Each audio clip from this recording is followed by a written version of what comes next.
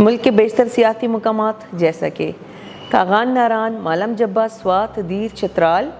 कोहिस्तान, एबटाबाद, मनसेरा, हरीपुर, इसके अलावा मरी, गलियात, कश्मीर और गिलगित बल्तिस्तान के तमाम अजला में आज जुम्मे के रोज़ मतलब जुज़विया बरलूद रहने के अलावा तेज़ हवाओं गरज चमक के साथ चंद मकामात पर बारिश की तवक्को है,